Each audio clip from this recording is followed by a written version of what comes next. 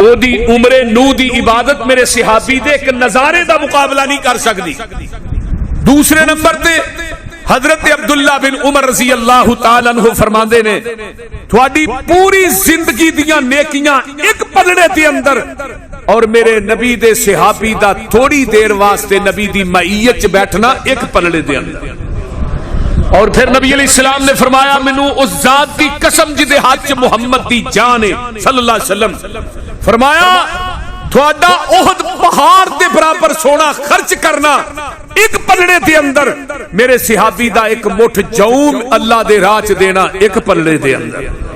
تھوڑا احد پہاڑ دے برابر جڑا سونا ہے نا میرے صحابی دے ایک مٹھ جو دا مقابلہ نہیں کر سکتا. اور نبی علیہ السلام نے فرمایا کہ جیڑا منو ایمان دی حالت چ ویندا ہے اونوں جہنم دی اگ چھوئے گی نہیں، جن نے پھر میرے ویکھن والے نو ویکھیا اونوں بھی جہنم دی اگ نہیں چھوئے گی. جن نے ابو بکر عمر عثمان و حیدر طلحہ زبیر سعد سعید نو ویکھیا اونوں بھی نہیں چھوئے.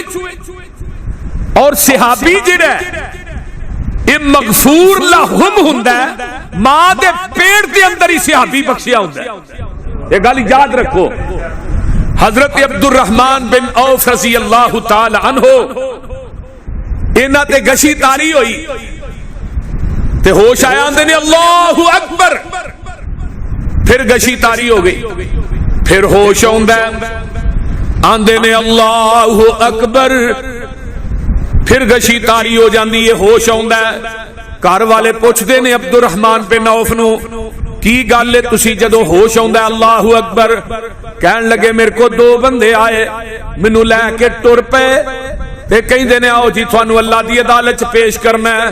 اگوں ملن والا ملدا ہے، وہ آندا تسی کتھے لے کے جا رہے ہو؟ نبی دے صحابی حضرت عبد الرحمن بن عوف نو وہ آندے نے جی اللہ دی عدالت دے اندر پیش کرن واسطے لے جا رہے ہاں. انہاں پہ تے کہندے نے آؤ جی تھانوں اللہ دی عدالت چ پیش کرنا ہے. اگوں ملن والا ملدا ہے، وہ آندا تسی کتھے لے کے جا رہے ہو؟ نبی دے صحابی حضرت عبد الرحمن بن عوف نو وہ آندے نے جی اللہ دی عدالت دے اندر پیش کرن واسطے لے جا رہے ہاں، انہاں دا حساب و کتاب ہونا ہے. وہ بندہ کہن والا کہندا ہے عبد الرحمن تے عشرہ مبشرہ دے وچوں ہے تے نالے پیغمبر دا صحابی ہے، اے دے حساب دی لوڑ نہیں ہے، ماں دے پیٹ دے اندر ہی بخشیا ہوندا ہے. پیغمبر دے صحابہ اونے. آئیے قرآن دی جڑی آیت پڑھی ہے سورہ المجادلہ دی آخری آیت ہے، یہ آیت